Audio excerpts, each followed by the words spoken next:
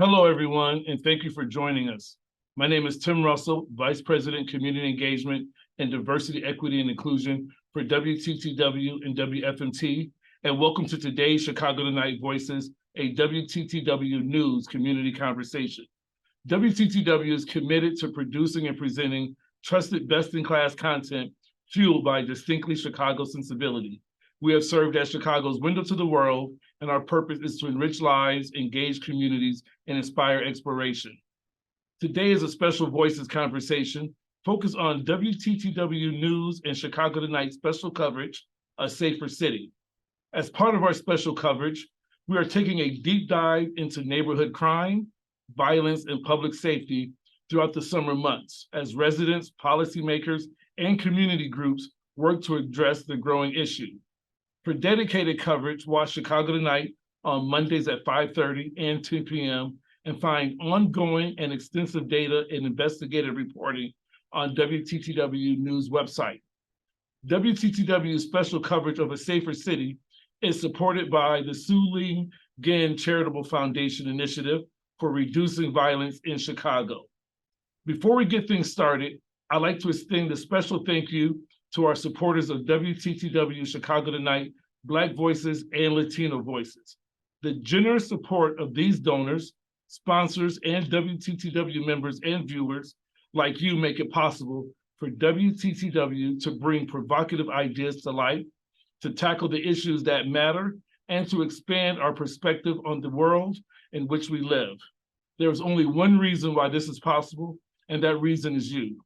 Thank you for your support.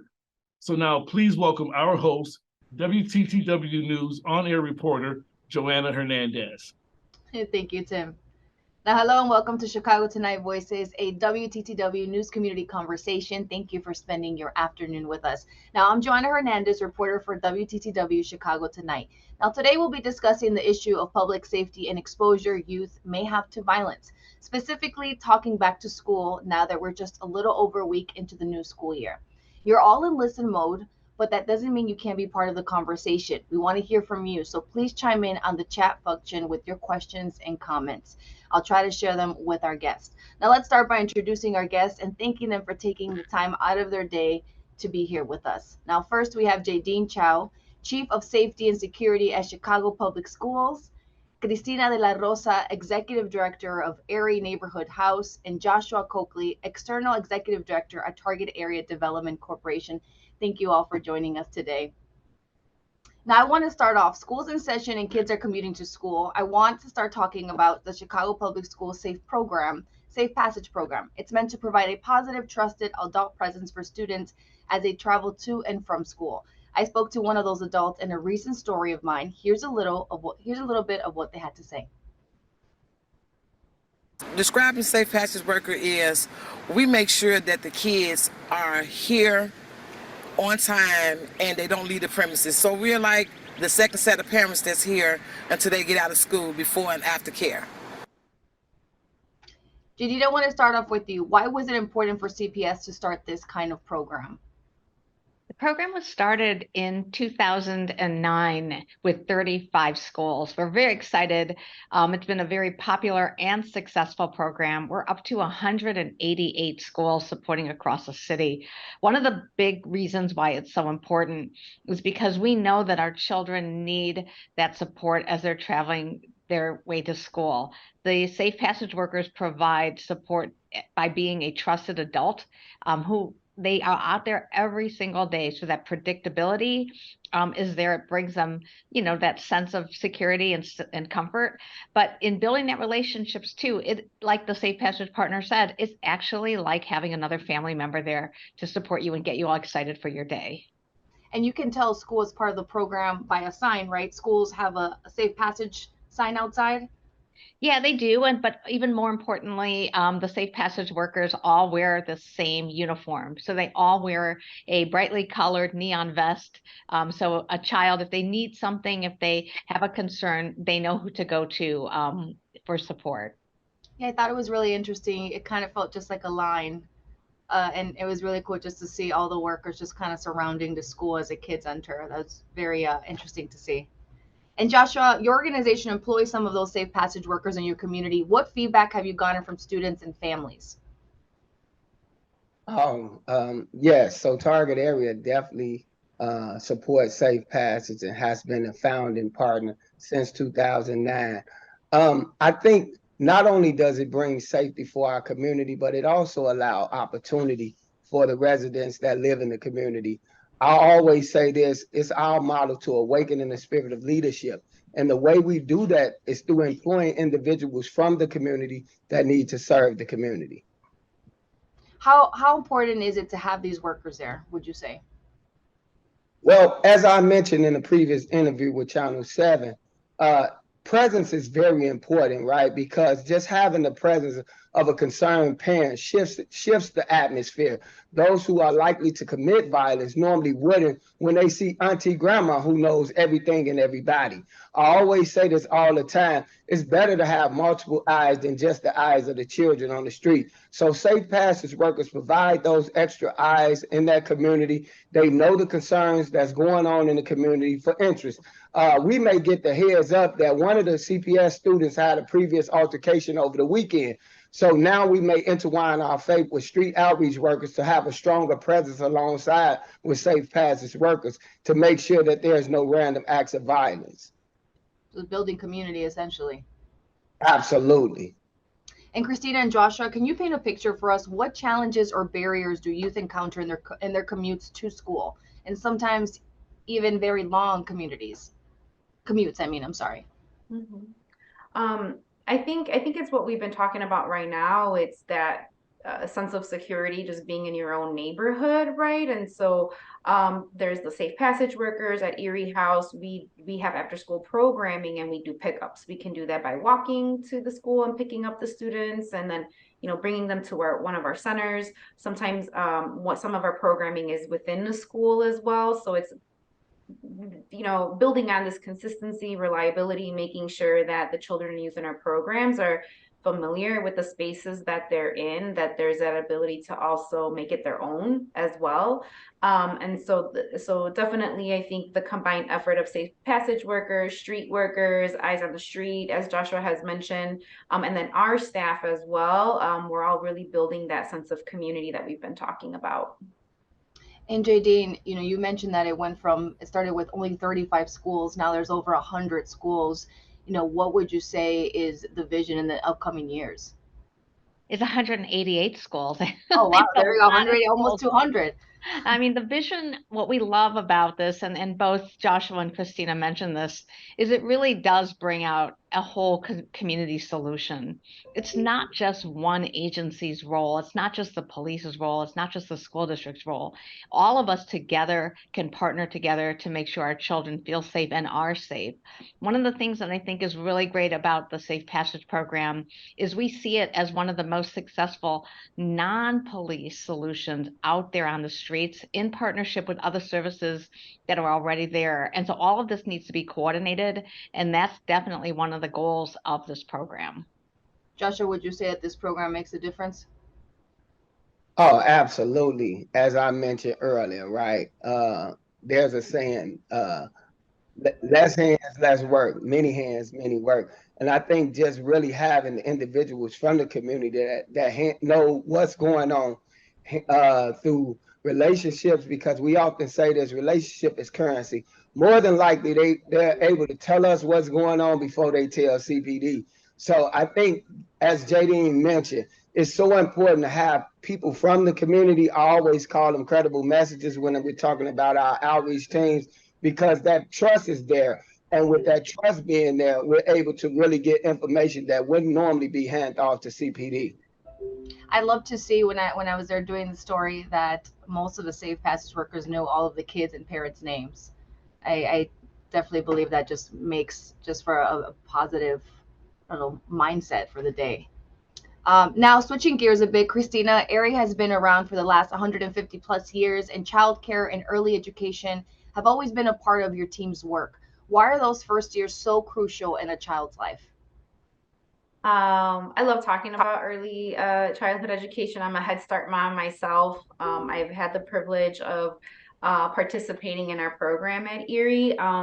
And really what it is, early childhood, Head Start, it's about helping children and youth identify their emotions, become social human beings, and really helping them build the building blocks that will set them up for the rest of their lives. And so really it's also about building community. It's not just that relationship with the teacher, it's also how do they relate to others. There's a lot of comprehensive support that families receive as part of these programs. And so it's not just early childhood education, it's looking at the family unit, what other support can be provided, mental health. It could be workforce support, it could be basic adult education. And so it's really looking at how we can best support the family, give them the tools and resources that they need so that they can thrive. And it's important because as they grow older, they're able to better communicate how they're feeling, hopefully problem solve together or for one another, and really set them up to be productive and really be a part of their environment, because it really gives them the ability to identify what's happening and going on around them. And there's a lot of prep work, just as you mentioned, that goes into back to school season. But how important or prominent is safety on your list when August comes around? It's very important. We really are thinking about a couple of things. And so we do have our own early childhood education program, but then we're also working with our staff as we transition from full day summer programming into after school programming during the school year, and really just making sure that our staff are trained. We've been very active in providing training for our staff as well to make sure that they're equipped with the skills that they need to hear some of the trauma that's happening, to hear we're often some of the first, as Joshua mentioned, to know what's happening in the community or in someone's home. And so we want to make sure that we're building a good foundation for our staff. We're giving them background, giving them context, making sure that we're providing the best trauma-informed care possible. A lot of work. And Joshua, we often hear about children and youth being the victims of gun violence or getting caught in crossfire. What role does the community play in keeping families and children safe, would you say? So I definitely could speak to that one. So we don't just do safe passage here at Target area. We also do what we call street level intervention through our PA safe workers, public safety advocates, right? Better known as outreach. Those are individuals that's from the community that serve the high risk population, those who have been shot or likely to be shot or likely to be drivers of violence.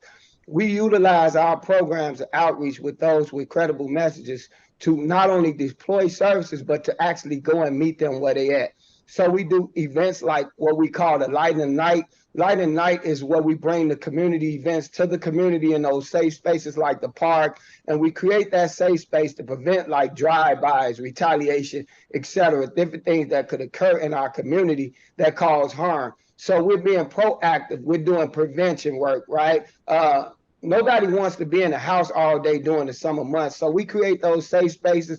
Everything is absolutely free. It is friendly for not just the kids, but the community as well. So we have giveaways, different things like that. But also our street level intervention is out there stopping violence on the front end. You never hear on the news how many mediations that these organizations that's fighting violence on the front end have done. You only hear about the shootings that actually happen. You don't hear about what we're talking about at the hospital when we're talking these individuals down from retaliating. So that is the front end work we're doing. And we know that violence get really extremely high during the summer months. Unfortunately, they believe when it gets hot, it's time to act the fool, but we believe it's time to tighten up a little bit more and add more activities where people can safely come out and enjoy the summers. And Joshua, are you seeing that more families in the communities that you work with are receptive, that they want to see this change, that they're out there trying to do the work with other people in the community? Absolutely. If you were able to come to one of our events, you would see the smiles on the kids' face. We have over 100+ people coming out to these events all the time, because I think the problem is people want to have safe spaces where they can come out and enjoy it. I often talk with Jadine all the time about that safe space and community. Like we partner with AFC Center to provide safe havens for children after school. Because whether we know it or not, children are not only not safe on the streets, sometimes they're not safe at home. So just having that opportunity for them to share with people that's trying to empower them and share different opportunities with them is so important. So by the smiles alone, and them actually not wanting to leave our spaces at the end of the day, saying, hey, is there anything else we can actually do? It just shows us that the work is actually needed and is doing justice for our communities. And Jadine, can you talk about the importance of collaborating between schools and the community when it comes to public safety for youth? What do those partnerships look like? I mean, we just heard from Joshua, but take me down that road. Yeah, Joshua from Target Area is one of our treasured partners, Erie House as well. And we have countless community-based organizations that we look to work with us as we think about supports and programming for our young people. The school day is just one part of a young person's experience. When they leave our school building, we also want to make sure that they are safe 24/7, as Joshua stated, at home, in the community. We want them to be able to enjoy activities. And so we have many, many partnerships with community-based organizations around the city every day of the year. So it doesn't end just at the end of June when school ends. And so we're there to make sure that we have programming. This past summer, we had job opportunities in partnership with the mayor of Chicago, Mayor Brandon Johnson, who we're very grateful for his support and his team's support, as well as partnering with many companies and entities to help give our young people opportunities throughout the year. So, I mean, you just mentioned some. So is there other strategies or programs that you're looking to foster surrounding school safety this year? Yeah, so we have many different programs. Two programs I'll highlight really quickly. One is a program that's mentoring inside of our schools. It's called Choose to Change. This program has served over 1,000 active CPS children inside of the school. They get mentoring, life skills, and cognitive behavioral interventions to help them make decisions and help address some of those trauma that others have mentioned.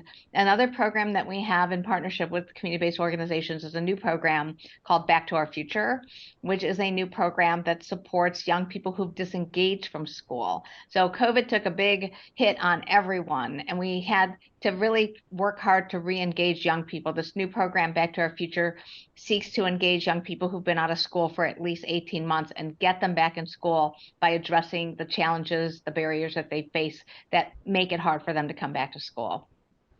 And Joshua, you talked about it a little bit, but I mean, the work is not only at home, but at school. I mean, it goes both ways, right? Integrating both. I mean, I've done tons of interviews where many of the people who I've spoke with in the Southwest sides, people who are doing that work in those communities, that they struggle with is that the kids are feeling one way at school and then they have a different scenario at home. Is that what you see are some of the challenges?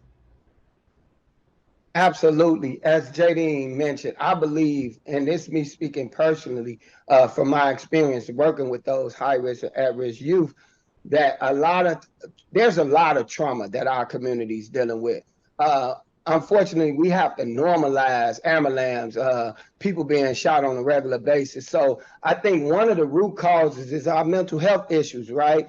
And I think that's alone is something that our communities are dealing with, whether it's through someone at home using substance abuse to try to, or I mean, substance things to try to get over some of the trauma that we're dealing with. So I think we all are attacking these things from the root causes, right? With trauma-informed care trainings, with we have behavioral health counselors here on our site, because we realize we can offer you the services, but if we don't help change your mindset, then more than likely you're going to continue to repeat these cycles. So I think knowing actually what's the root causes that's causing our communities to see an uptick in violence and hitting it at the root, we will begin to see the change that's so needed.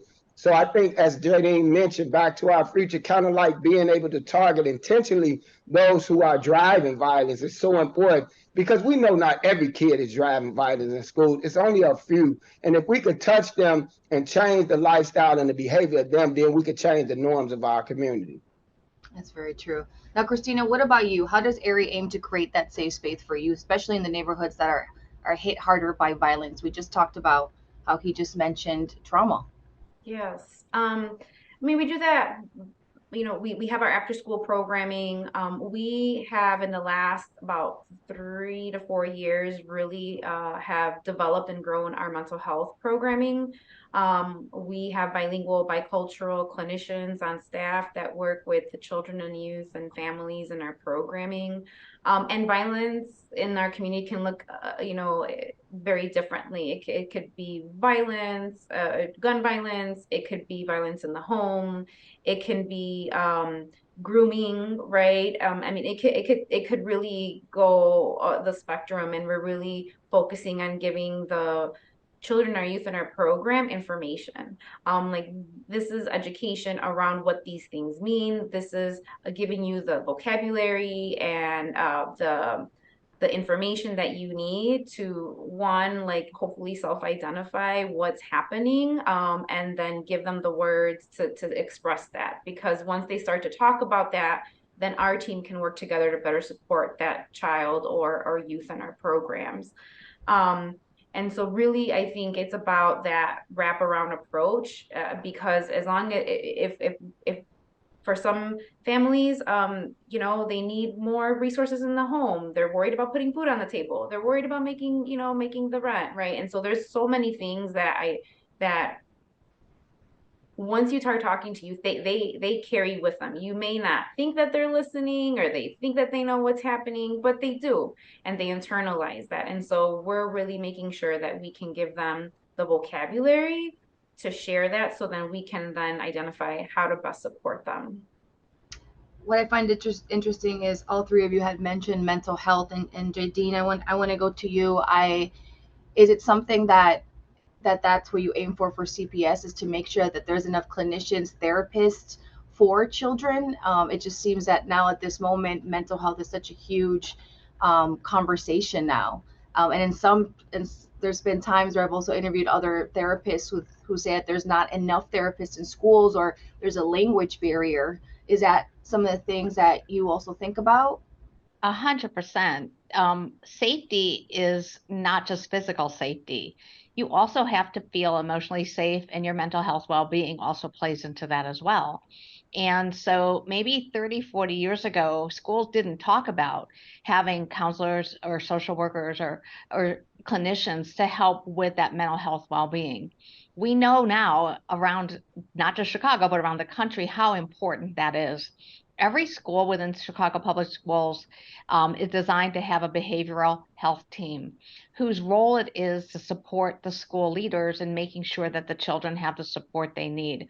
That includes a team of people who are professionals who are able to support that mental health well-being. And then also not just at the school, but then if appropriate, referring the family to additional services outside to other providers. That is a mandate. That is something that we must have in order to make sure our children are okay.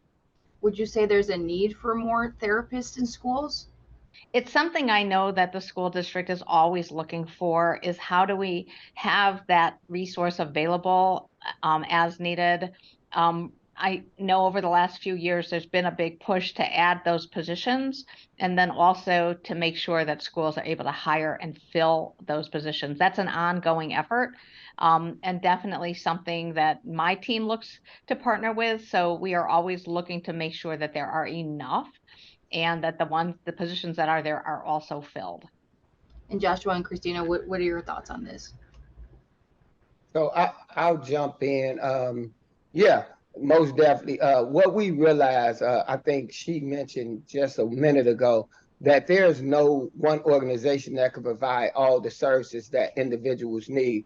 So we've learned to work collectively, like starting coalitions like CP4P, Communities Partnering for Peace. Also CSAC, Community Support Advisory Council, kind of like funded out of IDOC, where we can have those wraparound services at the table that's meeting monthly. So when that soft referral is happening for the services that's not provided at that organization, they still feel like they're a part of the family. So I think there is a need for it, but I also will mention that there's certain language that needs to happen to really educate our community on mental health, right? So for instance, here at Target area, we use wellness, right? Because just you need the wellness for your mind to be able to function, so different language like that, because there has been a stigma about mental health, right? Most people don't want to be labeled as crazy. So we have to be careful how we pitching this in our communities as well, and making sure that they understand that there's a need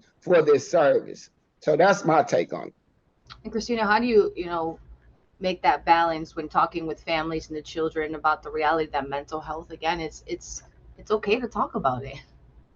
Yes, and we offer workshops for parents as well, to also give them the vocabulary and the information that they need to also have the conversations with their children. And so we're fortunate. We have partnerships where we work with DCFS. We work with DCFS involved families.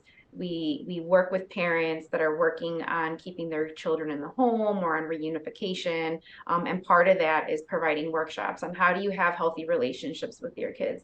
And a lot of it is just working with the parents. They did not grow up actively talking about their mental wellness, or let alone having those conversations with their parents. And so it's normalizing it. I think letting them know that this is okay, right? Wellness is important for you to be an active caregiver or a great caregiver. Breaking the cycles of trauma.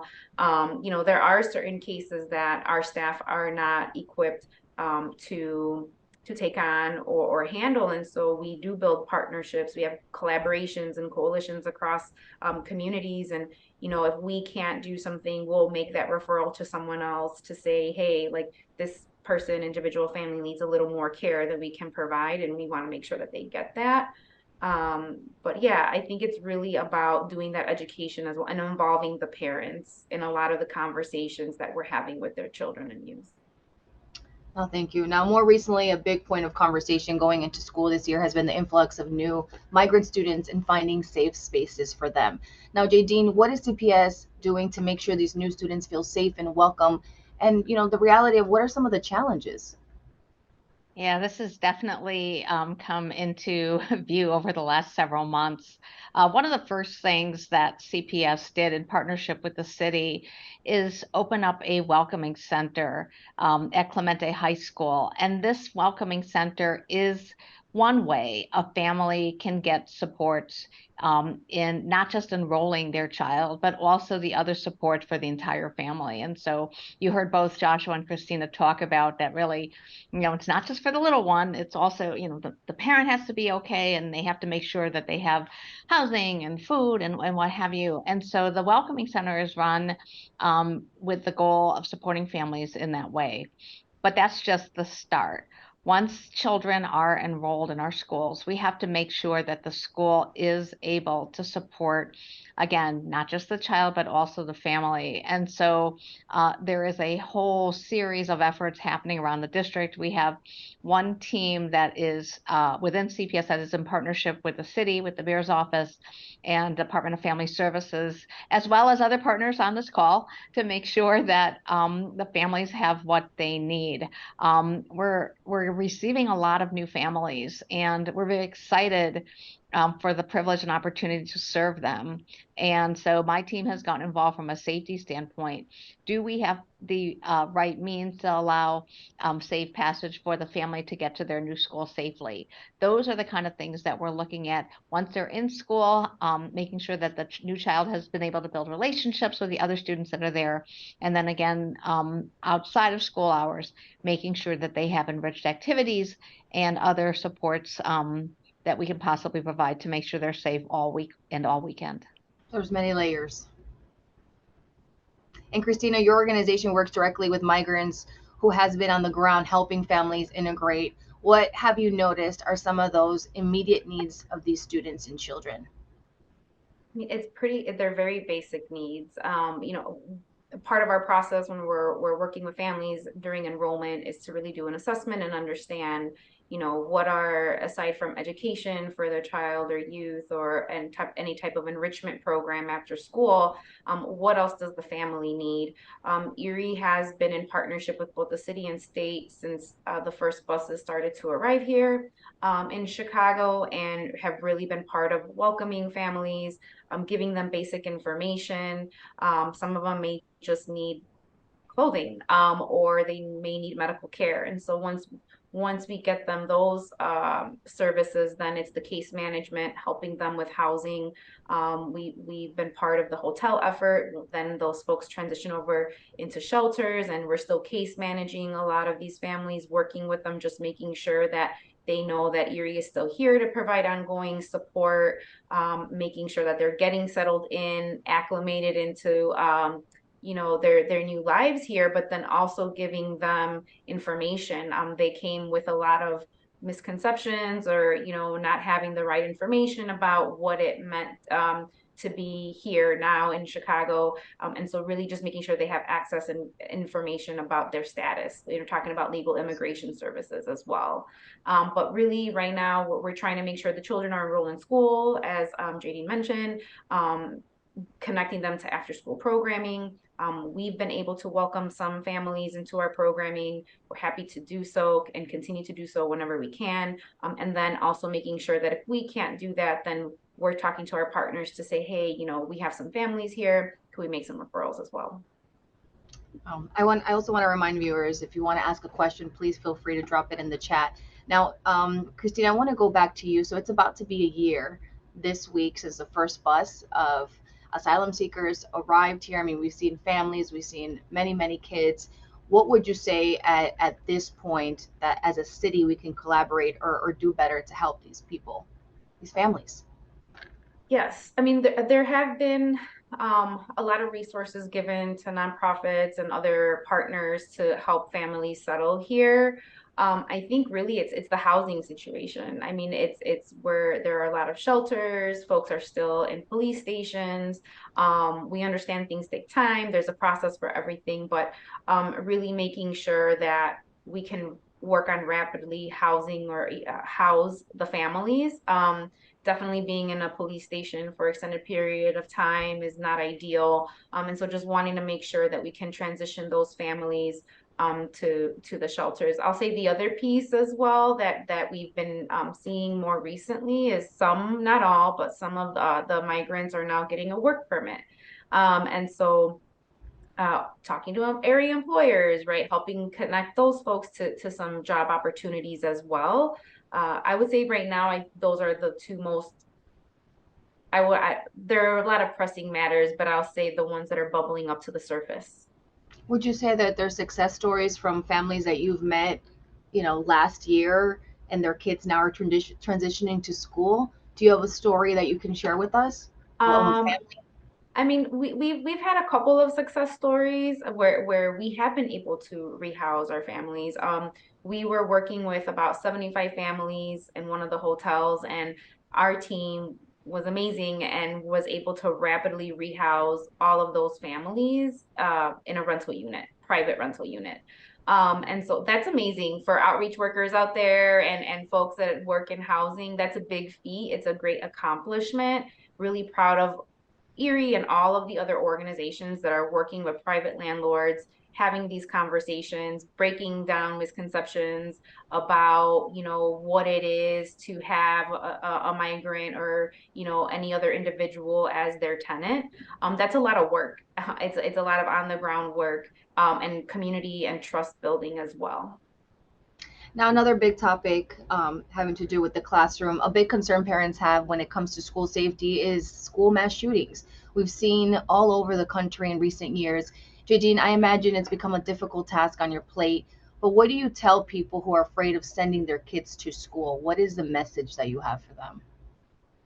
This definitely is something over the last several years, especially. This has been around for a while, but it feels like it's become more common over the last several years. And therefore, one of our top priorities is making sure that we're being proactive in understanding how we can prevent these situations. I speak with a lot of parents about this topic, about how do we make sure their child is safe. They trust us when they drop their child off in the morning. It's our responsibility to make sure the child's safe all day long. There's several things that we do as a district. First of all, we look at this, I think I mentioned a little bit earlier, look at safety holistically. A big part of that is the physical safety, the emotional safety, and then we also believe in the importance of relational trust. Physical safety means that we have the right infrastructure in place. Our doors work. When young people come in to school, that they know how things are supposed to go. So if we need to, we have these drills that we conduct to make sure that young people know the protocols, as well as our staff, of course. But then again, the emotional safety. We feel that if children feel welcome and if they have a trusted adult they can go to, that they will have someone they can tell if they themselves are going through something, or if a friend of theirs is going through something. In all of those situations, we believe in combination and partnership with families and with staff. We will be able to be proactive in identifying situations before they become a serious incident. I'll give you one more example. A lot of what we've seen when we study these situations around the country is often it's a young person who has communicated in one way or another of something that they're going through. It might be on social media, for example. And so there's a lot that we do at the district on working with social media, with the Chicago Police Department. If there is something that someone sees online, like a parent or a student sees something, they will share it with us in confidence, and then we will be able to investigate that threat and make sure that we chase it down until we are comfortable that we know what's behind it. So all of those things, and this in itself could be a whole episode on its own, but these are all things that we take very seriously, and we're constantly talking with our colleagues around the country, as well as law enforcement, on steps that we need to make sure are in place so that these things don't happen here. Of course. So what's the message that for the parents who are watching that you would love to share with them? I would say to parents, and this is what I talk about when I am in front of parents, please let's be partners. Please make sure that your child has at least one trusted adult at the school that they can go to if they have any concerns. Please make sure you also know that you have us to work with. This is something that we have to do together. And so if you have a safety concern, please bring it forward to your school principal, bring it forward to my department, so that if there is an issue, we can address it. If you have an idea, please bring it forward. It takes both of us together to work together. That would be my biggest message with parents. Thank you. Now we talked about let me just say one more thing. Sorry, Joanna. One more Yeah, thing of I'll course. just jump in is that your child's safety is our top concern. And so I just want to make sure parents know that here at Chicago Public Schools, we think about this all day, every day. And so your child is, again, your child's safety is our top concern. I just want to make sure that that's out there as well. Thank you, Jadine. Now we talked about mental health already. Another topic I want to get into before we're out of time is the emotional healing aspect to violence. At Lori's 2022 report shows that nearly 48% of Chicago parents say their children have seen or heard news about gun violence, while 27% said that their children have heard gunshots when at home. Now, Joshua, I want to go to you. What toll or impact can children's exposure to gun violence or shooting have to their lives?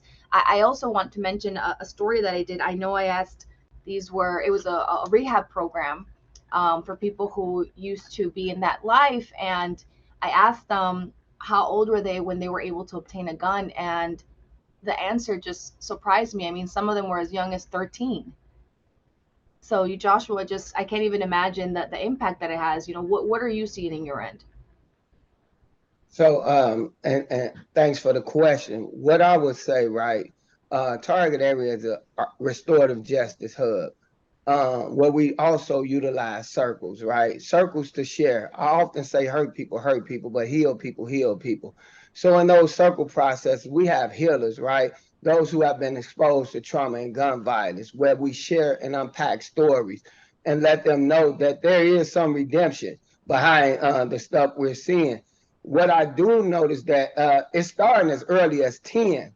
So I often say, yes, we're going after a certain population, but what about the up next? So I think creating those spaces and opportunities for them to share why they think they should be carrying is some steps that we are taking, right? And then we also creating opportunity for people to express what they have been through and unpack those things with some of our therapists, where they actually could talk to a grievance counselor, where she may be able to offer the support that we may not be able to do on the outreach side. So all of those things are being intertwined in those restorative practices, where we're now trying to restore our communities. But unfortunately, some of us have normalized violence and shooting in our community. And this is why we have so many guns in our community, because people feel like they need to protect themselves. But we also do education by letting them know that you don't have to necessarily carry a gun, to be safe, that it is other alternatives. So I think one of the things that we're seeing, especially in Inglewood, is that most people that are carrying guns is for protection. They're not actually driving violence. They're actually afraid that they're going to be shot when they step outside. So this is why we're trying to create safer communities by employing resources and events where we could actually be safe. I mention this highlight all the time. We just had a tournament where we had over 100 youth gather. No metal detectors, no searching, no nothing. Peaceful event. The kids received prizes and trophies and gym shoes, and not one incident took place. So it shows our children that we can gather and have safe events without taking extreme measures. However, that only came through relationships. So I always beg people, know what your child is doing. See, but I come from the old school. My mama flipped mattresses. She checked drawers. She checked the social media. She checked the text messages. But that's not every family, correct? My next question that I wanted to ask you was, is there sometimes challenges within the home? So you're trying to break these barriers, but their home life is a completely different scenario. Absolutely. I think my sister mentioned about those parenting classes, right? I always remember when I started a mentoring program many years ago. What I did differently, I invited the parents, because you would be thrilled by what we found out. Like, word reframing was one of the things that parents would have challenges with, calling their kids all out of their name, right? So we convinced them, how about use this instead of calling them stupid? You're not living up to your potential, right? Kind of like monitoring the things that they're saying, giving them correct language on how to change what were social norms from their parents. So I think creating those spaces for parents to share different tools to be better parents, right? Because I think we do focus so much on the children where we forget that some of these parents need parent classes. I often echo what my CEO always say. He said, you got a 35-year-old grandma that can't cook a biscuit. How is she going to raise some children? So I think it's important that we go back to really training and developing parents as well as developing children. So I think that starts with teaching them how to monitor social media, checking the house, the surroundings, checking book bags and different things like that may be helpful in preventing the next crime. So I think all of those things, and a boatload of list of other things that come when we're actually training these parents on how to really raise their teenagers. I often say, you're not going to find my son on the news me talking about I didn't know what he's doing, and yet they posting gun pictures of him and everything, and I never told him to take it down. So I think it's important for parents to be proactive and active in the kids' life all the way around the board. Jadine, what are your thoughts on what Joshua just spoke about? No, I think it's really important. It goes back to what I was saying about partnership. We know that there is a lot going on. Our young people, they have a lot of independence, especially as they hit their teenage years.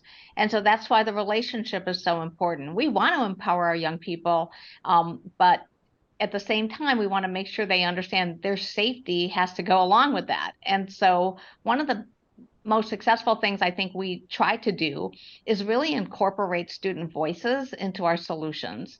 And so we meet with our young people regularly and understand what they are experiencing. And so we can try to help be partners with them, essentially working with them, and look at things through their eyes. One example, when we're talking about what Joshua was saying about people carrying weapons because they feel like they need to, because it protects them.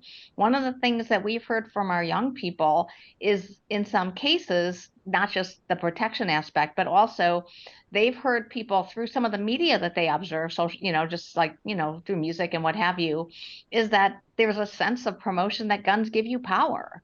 And so one of the campaigns that they came up with over the summer was guns don't give you power.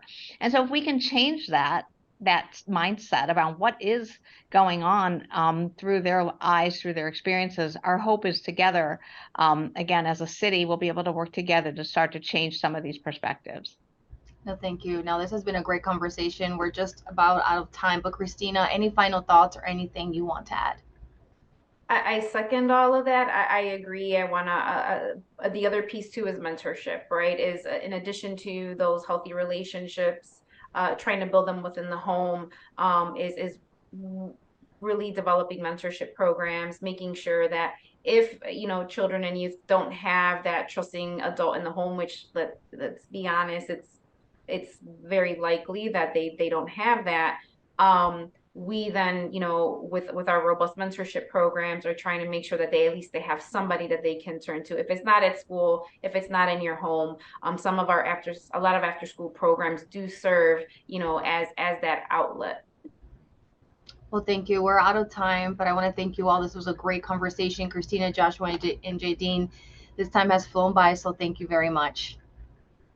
Thank you. Thank you for having us. Of course. And to our viewers, thank you for joining us on tonight's community conversation. We shared a short form in the chat. If you click it, you can submit ideas, stories, topics, and issues to us that we need to be covering. Please take a moment to fill it out and share your thoughts. And before we part ways, catch our last Chicago Tonight special of our Safer City series tonight at 5:30 and 10. You can find ongoing and intensive data and investigative reporting on the WTTW News website. Finally, you can watch Chicago Tonight Latino Voices on Fridays at 5:30 p.m. and Chicago Tonight Black Voices on Fridays at 10 p.m. Once again, thank you, and until next time, take care.